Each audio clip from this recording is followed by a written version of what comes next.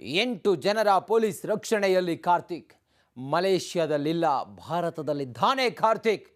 ಸರ್ಕಾರದ ವಿರುದ್ಧ ದಳಪತಿ ಸ್ಫೋಟಕ ಬಾಂಬ್ ಅನಧಿಕೃತವಾಗಿ ವಶಕ್ಕೆ ಪಡೆದಿದ್ಯಾ ಎಸ್ಐಟಿ ತಂಡ. ಇದೇ ಈ ಹೊತ್ತಿನ ಬರ್ನಿಂಗ್ ಸ್ಟೋರಿ. ಅಷ್ಟ ದಿಗ್ಬಂಧನ. ನಾನು ರಂಜಿತ್ ಶಿರಿಯಾರ್.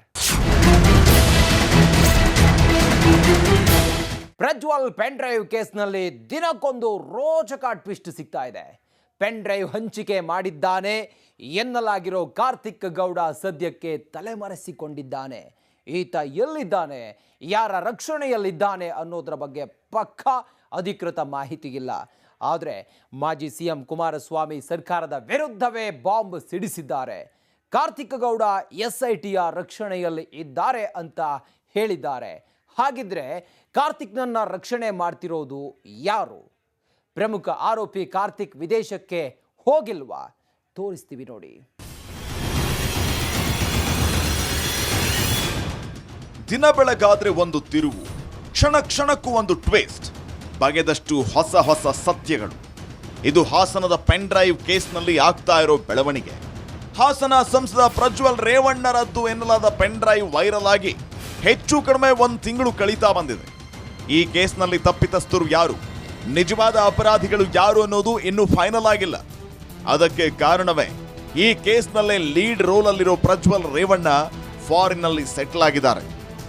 ಆಸಾಮಿ ಯಾವ ದೇಶದಲ್ಲಿದ್ದಾರೆ, ಎಲ್ಲಿದ್ದಾರೆ ಅನ್ನೋದು ಗೊತ್ತಾಗ್ತಿಲ್ಲ.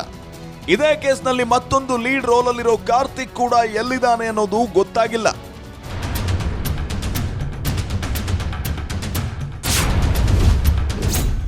ಮಲೇಷ್ಯಾದಲ್ಲಿ ಅಲ್ಲ, ಭಾರತದಲ್ಲೇ ಇದ್ದಾನೆ ಕಾರ್ತಿಕ್.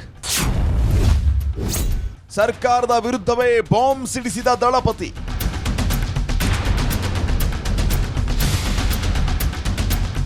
ಹಾಸನದ ಪೆನ್ ಡ್ರೈವ್ ಕೇಸ್ ಆರಂಭ ಆಗೋದೇ ಅಲ್ಲಿಂದ. ಈ ವಿಡಿಯೋ ವೈರಲ್ ಆಗೋದಕ್ಕೆ ಮೂಲ ಕಿಂಗ್ ಪಿನ್ ಇದೆ ಕಾರ್ತಿಕ್. ವಿಡಿಯೋ ಮಾಡಿಕೊಂಡು ಪ್ರಜ್ವಲ್ ರೇವಣ್ಣ ನಾಪತ್ತೆ ಆದ್ರೆ ವಿಡಿಯೋನ ಕದ್ದು ಬೇರೆಯವರಿಗೆ ಕೊಟ್ಟಿದ್ದ ಕಾರ್ತಿಕ್ ಕೂಡ ನಾಪತ್ತೆಯಾಗಿದ್ದಾನೆ. ಹೀಗಾಗಿ ವಿಡಿಯೋ ಮಾಡಿದವನನ್ನು, ಅದನ್ನ ವೈರಲ್ ಆಗಲು ಸಹಾಯ ಮಾಡಿದವನನ್ನು ಇಬ್ಬರನ್ನೂ ಹುಡುಕುವ ಅನಿವಾರ್ಯತೆ ಎಸ್ಐಟಿಗಿದೆ. ಆದರೆ ಪ್ರಜ್ವಲ್ ಏನೋ ತಲೆಮರೆಸಿಕೊಂಡು ವಿದೇಶದಲ್ಲಿ ಎಸ್ಕೇಪ್ ಆಗಿದ್ದಾರೆ. ಆದರೆ ಕಾರ್ತಿಕ್ ಮಾತ್ರ ಎಲ್ಲಿ ಅನ್ನೋದು ಗೊತ್ತಿಲ್ಲ. ಕುಮಾರಸ್ವಾಮಿ ಕಾರ್ತಿಕ್ ಎಲ್ಲಿ ಹೋಗಿಲ್ಲ, ಇಲ್ಲೇ ಇದ್ದಾನೆ ಅಂತ ಹೇಳ್ತಿದ್ದಾರೆ.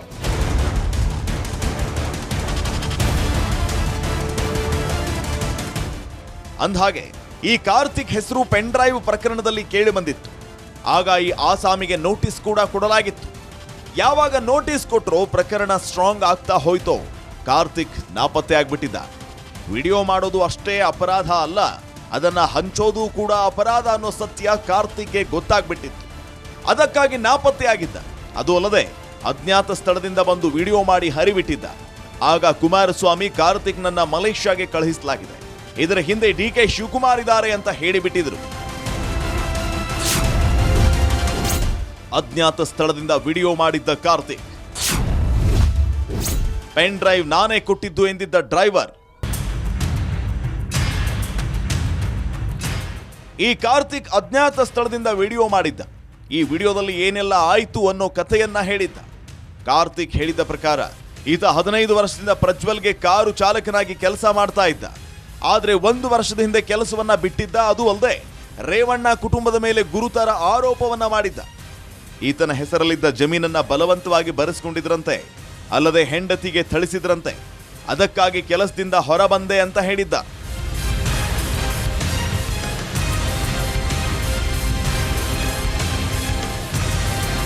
ಕಾರ್ತಿಕ್ ಬರುವಾಗ ಸುಮ್ಮನೆ ಬಂದಿರಲಿಲ್ಲ.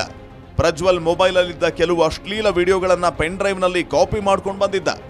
ಪೆನ್ ಡ್ರೈವ್ ಪಡೆದುಕೊಂಡು ವಕೀಲ ದೇವರಾಜೇಗೌಡರ ಬಳಿ ಹೋಗಿದ್ದೆ ಅಂತ ತನ್ನ ವಿಡಿಯೋದಲ್ಲಿ ಕಾರ್ತಿಕ್ ಒಪ್ಕೊಂಡಿದ್ದ. ಇಲ್ಲೊಂದು ಟ್ವಿಸ್ಟ್ ಕೂಡ ಕಾರ್ತಿಕ್ ಕೊಟ್ಟಿದ್ದ. ಅದೇನು ಅಂದ್ರೆ, ನಾನು ಕಾಂಗ್ರೆಸ್ನವರ ಬಳಿ ಹೋಗಿರಲಿಲ್ಲ ಅಂತ ಹೇಳಿದ್ದ. ಆಗ ಕಾಂಗ್ರೆಸ್ ನಾಯಕರ ಜೊತೆಯಲ್ಲಿ ಕಾರ್ತಿಕ್ ಇದ್ದ ಫೋಟೋಗಳು ವೈರಲ್ ಆಗಿತ್ತು. ಕುಮಾರಸ್ವಾಮಿ ಪೆನ್ ಡ್ರೈವ್ ಲೀಕ್ ಹೇಗಾಗಿತ್ತು ಅನ್ನೋದರ ಸತ್ಯ ಕೂಡ ಬಿಚ್ಚಿಡೋದಕ್ಕೆ ಶುರು ಮಾಡಿದ್ರು. ಈಗ ಕಾರ್ತಿಕ್ ವಿಚಾರದಲ್ಲಿ ಅಷ್ಟ ದಿಗ್ಬಂಧನದ ರಹಸ್ಯ ಹೇಳ್ತಿದ್ದಾರೆ.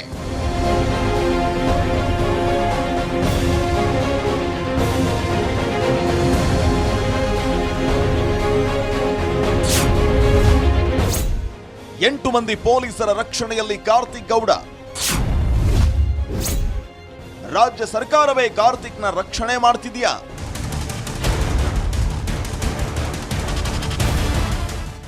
ಕಾರ್ತಿಕ್ ಅಲ್ಲಿದ್ದಾನೆ, ಇಲ್ಲಿದ್ದಾನೆ, ಮಲೇಷಿಯಾಗೆ ಹಾರಿದ್ದಾನೆ, ಹೀಗೆ ನಾನಾ ಮಾತುಗಳು ಆಗಾಗ ಕೇಳಿ ಬರ್ತಾ ಇತ್ತು.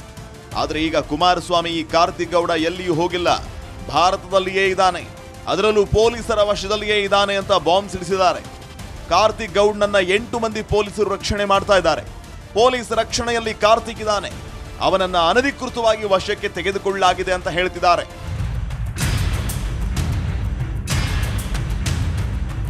ಅವರೇ ಮಾಡಿರೋದು ಬ್ರದರ್. ಯಾರ ಕಾರ್ತಿಕ್ ಎಲ್ಲಿದ್ದಾನೆ? 8 ಜನ ಅವನಿಗೆ ಪೊಲೀಸ್ ಪ್ರೊಟೆಕ್ಷನ್ ಅಲ್ಲಿ ಇದ್ದಾರೆ. 8 ಜನಗಳನ್ನ ಅವನಿಗೆ ರಕ್ಷಣೆ ಕೊಟ್ಟಿದ್ದಾರೆ. 1 ವರ್ಷ ಹೇಳ್ತಾರೆ, ಇಲ್ಲೇ SIT ನಲ್ಲೇ ಇಟ್ಕೊಂಡಿದ್ದಾರೆ ಅನ್ಅಫಿಷಿಯಲಿ ಅಂತಲೂ ಹೇಳ್ತಾರೆ. ಅವನು ಯಾತಕ್ಕೆ ಇವತ್ತು ಅವನ ತನಿಖೆ ಆಗಿದೆ ಅಂತಕ್ಕಂಥದ್ದನ್ನು ಬಾಯ್ ಬಿಡಲಿಲ್ಲ? ಪೊಲೀಸ್ ಕಸ್ಟಡಿಗೆ ಯಾಕೆ ತಗೊಂಡಿಲ್ಲ? ಯಾಕೆ ಕೋರ್ಟ್ ಮುಂದೆ ಅವನು ಕರ್ಕೊಂಡೋಗಿ ನಿಲ್ಲಿಸಿಲ್ಲ? ಇನ್ನೂ ಯಾವ ಕಾರಣಕ್ಕೆ? ಈಗ ಮೂಲ ಮಾಡ್ಕೊಂಡಿದ್ದಾರೆ. ಅಯ್ಯೋ 4 ಏನು ನನ್ನ ಮೇಲೆ ವಾಗ್ದಾಳಿಗೆ ಎಷ್ಟು ಟೀಮ್ ಇಟ್ಕೊಂಡವ್ರೆ. ಕುಮಾರಸ್ವಾಮಿ ಈ ರೀತಿ ಹೇಳ್ತಾ ಇರೋದು ನೋಡಿದ್ರೆ ಹಲವು ಪ್ರಶ್ನೆಗಳು ಇಲ್ಲಿ ಹುಟ್ಕೊಳ್ತಾ ಇವೆ. ಅದೇನಂದ್ರೆ, ವಕೀಲ ದೇವರಾಜೇಗೌಡಗೆ ವಿಚಾರಣೆಗೆ ಹಾಜರಾಗೋದಕ್ಕೆ ಮೇಲಿಂದ ಮೇಲೆ ನೋಟಿಸ್ ನೀಡಲಾಗಿದೆ. ಅಲ್ಲದೆ ದೇವರಾಜೇಗೌಡರನ್ನ ವಶಕ್ಕೆ ಕೂಡ ಪಡೆಯಲಾಗಿದೆ. ಆದರೆ ಪ್ರಜ್ವಲ್ ರೇವಣ್ಣ ಮಾಜಿ ಕಾರ್ ಡ್ರೈವರ್ ಕಾರ್ತಿಕ್ ಎಲ್ಲಿ? ಪ್ರಜ್ವಲ್ ರೇವಣ್ಣಗೆ ನಡೀತಾ ಇರೋ ತಲಾಶ್ ಕಾರ್ತಿಕ್ಗೆ ಯಾಕಿಲ್ಲ? ನಿಷ್ಪಕ್ಷಪಾತ ತನಿಖೆ, ದಕ್ಷ ಅಧಿಕಾರಿಗಳ ತಂಡದಿಂದ ಈ ಜಾಣ ಮೌನ ಬೇಕೆ? ಹೀಗಂತ ಕುಮಾರಸ್ವಾಮಿ ಪ್ರಶ್ನೆ ಮಾಡಿದ್ದಾರೆ. ಹಾಗಿದ್ರೆ ನಿಜಕ್ಕೂ ಕಾರ್ತಿಕ್ ಅಷ್ಟ ದಿಗ್ಬಂಧನದಲ್ಲಿ ಇದ್ದಾರಾ? ಪೊಲೀಸರೇ ಅನಧಿಕೃತವಾಗಿ ವಶಕ್ಕೆ ಪಡೆದು ರಕ್ಷಿಸ್ತಾ ಇದ್ದಾರಾ ಅನ್ನೋ ಪ್ರಶ್ನೆಗೆ ಉತ್ತರ ಸಿಗಬೇಕಾಗಿದೆ. DK ಶಿವಕುಮಾರ್ನ CD ಶಿವು ಎಂದ HDK. ನಿಲ್ಲುತ್ತಿಲ್ಲ ದಳಪತಿ ಮತ್ತು DK ಶಿವಕುಮಾರ್ ಫೈಟ್. ಹಾಸನದಿಂದ ಆರಂಭವಾದ ಈ ಪೆನ್ ಡ್ರೈವ್ ಯುದ್ಧ ಇಡೀ ದೇಶವನ್ನೇ ತಲುಪಿತ್ತು. ಅಂದಿನಿಂದ ಇಂದಿನವರೆಗೂ ಕುಮಾರಸ್ವಾಮಿ ಮತ್ತು HDK ಮಾತಿನ ಮಲ್ಲ ಯುದ್ಧದಲ್ಲಿ ತೊಡಗಿದ್ದಾರೆ. ದಿನಕ್ಕೊಂದು ಸ್ಫೋಟಕ ಹೇಳಿಕೆಯನ್ನ ಕುಮಾರಸ್ವಾಮಿ ಮತ್ತು DK ಶಿವಕುಮಾರ್ ಕೊಡ್ತಾ ಇದ್ದಾರೆ. DK ಸೇರು ಅಂದ್ರೆ ಕುಮಾರಸ್ವಾಮಿ ಸವ್ವಾ ಸೇರು ಅಂತಿದ್ದಾರೆ. ಈಗಲೂ ಕೂಡ ಕುಮಾರಸ್ವಾಮಿ DKಗೆ CD ಶಿವು ಅಂತ ಬೆರೆದುಕೊಟ್ಟಿದ್ದಾರೆ. DK ಶಿವಕುಮಾರ್ ಅವರೇ ಹೇಳಿ ಪಾಪ, ನಿನ್ನೆ ಯಾರು ನಮ್ಮ ಸ್ನೇಹಿತ ಒಬ್ಬ ಹೇಳಿದ್ದಾನೆ, ಅದೇ ನಾವೇನೋ ಇದಿಟ್ಕೊಂಡಿದ್ದೀವ ಫ್ಯಾಕ್ಟ್ರಿ ಅಂತ ಹೇಳಿ, ಪೆನ್ ಡ್ರೈವ್ ತಯಾರು ಮಾಡೋ ಫ್ಯಾಕ್ಟ್ರಿ ಅಂತ ಹೇಳಿ. ನಿಮ್ಮ ಗುರುಗಳು ಕೇಳಪ್ಪ ಹೇಳ್ತಾರೆ. ಈಗ ನಿಮ್ಮ ನಾಯಕರು ಹೇಳ್ತಾರೆ ಫ್ಯಾಕ್ಟ್ರಿ ಇದೆಯೋ ಅಂತೇಳಿ. ಅದೇನು ಫ್ಯಾಕ್ಟ್ರಿ ಈಗ ಪ್ರಾರಂಭ ಮಾಡಿರೋದಲ್ಲ, 1980 ಪ್ರಾರಂಭ ಆಗಿರೋದು ಫ್ಯಾಕ್ಟ್ರಿ. CD ಫ್ಯಾಕ್ಟ್ರಿ 80 ಪ್ರಾರಂಭ ಮಾಡಿದ್ದು. ಅಲ್ಲಿ ಹೇಳ್ತಾರೆ, ಅವರು ಬಂದಿರತಕ್ಕಂಥ ಸ್ಥಳದಲ್ಲಿ ಕೆಲವು ಜನ ಕೇಳಿದ್ರೆ ಹೇಳ್ತಾರೆ, ಪೆನ್ ಡ್ರೈವ್ಗಳನ್ನು ಬಿಟ್ಟಂತಾರೋ 21ನೇ ತಾರೀಕು. ಇದಕ್ಕೆ ಕಾರಣಕರ್ತರು ಯಾರಿದ್ದಾರೆ? ಫೋಟೋಗಳಿದೆ. ಯಾರೋ ಕಾರ್ತಿಕ್ ಇವ್ರ ಮನೇಲಿ ಕೆಲಸ ಇದ್ದಾನಲ್ವ, ರೇವಣ್ಣ ಅವ್ರ ಮನೆಯಲ್ಲಿ, ಅವನು ಮೂಲ ಇದರಲ್ಲಿ. ಅವನು ಎಲ್ಲೆಲ್ಲಿಗೆ ಹೋದ? ಅಂದ ನಂತರ ಕಾಂಗ್ರೆಸ್ನ ಅಭ್ಯರ್ಥಿ, ಹಾಸನ ಜಿಲ್ಲೆಯ ಕಾಂಗ್ರೆಸ್ ಅಭ್ಯರ್ಥಿ ಇಟ್ಕೊಂಡು, ಅಲ್ಲಿನ್ಯಾರೋ ಒಬ್ಬನ ಹೊಳೆನರಸೀಪುರದಲ್ಲಿ ಒಬ್ಬ ವ್ಯಕ್ತಿನ ಇಟ್ಕೊಂಡು DK ಶಿವಕುಮಾರ್ ಮನೆಗೆ ಹೋಗಿ, DK ಸುರೇಶ್ ಮನೆಗೆ ಮೊದಲು ಹೋಗಿ, ಆಮೇಲೆ ಅಲ್ಲಿ ಚರ್ಚೆ ಮಾಡಿ DK ಶಿವಕುಮಾರ್ ಬಂದು ನಮ್ಮ CD ಶಿವು ಅವರು ಆ ಪೆನ್ ಡ್ರೈವ್ನ ಟ್ರಾನ್ಸ್ಫರ್ ಮಾಡ್ಕೊಂಡು ಮನೆ ಒಳಗೆ ಹೋಗಿ, ಆಮೇಲೆ ವಾಪಸ್ ಅವನಿಗೆ ಕೊಟ್ಟು ಕಾರ್ತಿಕ್ ಕೈಲಿ, ಇದಿರಲಿ ನಿನ್ನ ಸದ್ಯಕ್ಕೆ ನಾವು ಹೇಳ್ತೀವಿ, ಸಮಯ ಬಂದಾಗ ಉಪಯೋಗ ಮಾಡೋಣ ಅಂತ ಕಳಿಸಿ. ಏನೇನು ನಡೆದಿದೆ ಇಲ್ಲಿ? ಪೆನ್ ಡ್ರೈವ್ ಹಾಸನದಾದ್ಯಂತ ಹರಿದಾಡೋದಕ್ಕೆ ಕಾಂಗ್ರೆಸ್ನ ನಾಯಕರು ಮತ್ತು ಕಾರ್ತಿಕ್ ಕಾರಣ ಅಂತ ಕುಮಾರಸ್ವಾಮಿ ಆರೋಪಿಸ್ತಾ ಇದ್ದಾರೆ. ಮೊದಲು ಕಾರ್ತಿಕ್ CD ತೆಗೆದುಕೊಂಡು ಹೋಗಿದ್ದು ಕಾಂಗ್ರೆಸ್ ಅಭ್ಯರ್ಥಿಯ ಬಳಿ.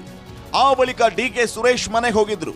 ಅಲ್ಲಿಂದ DK ಶಿವಕುಮಾರ್ ಮನೆಗೆ ಹೋಗಿದ್ರು ಅಂತ ಬಾಂಬ್ ಸಿಡಿಸಿದ್ದಾರೆ. ಹಾಗೆ DK ಶಿವಕುಮಾರ್ ಮನೆಯಲ್ಲಿ ಪೆನ್ ಡ್ರೈವ್ ಅಲ್ಲಿದ್ದ ವಿಡಿಯೋಗಳು ಕಾಪಿ ಆಗಿದೆ ಅಂತ ಹೇಳ್ತಿದ್ದಾರೆ. ಇಷ್ಟೆಲ್ಲ ಆಗ್ತಿದ್ರು ಕೂಡ ಈ ಕಾರ್ತಿಕ್ ಎಲ್ಲಿದ್ದಾನೆ ಅನ್ನೋದು ಗೊತ್ತಾಗ್ತಾ ಇಲ್ಲ. ಸಂತ್ರಸ್ತೆಯರ ವಿಡಿಯೋ ಮೊದಲು ಇದ್ದದ್ದು ಕಾರ್ತಿಕ್ ಬಳಿ ಮಾತ್ರ.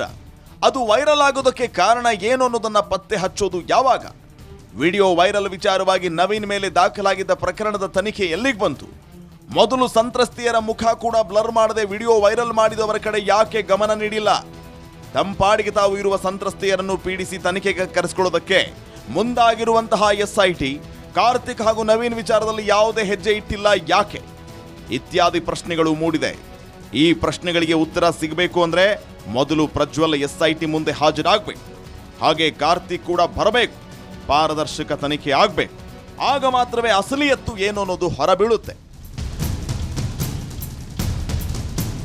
ಇದೇ ಈ ಹೊತ್ತಿನ ಬರ್ನಿಂಗ್ ಸ್ಟೋರಿ. ನೋಡ್ತಾ ಇರಿ ರಿಪಬ್ಲಿಕ್ ಕನ್ನಡ, ಇದು ನಿಮ್ಮ ಧ್ವನಿ.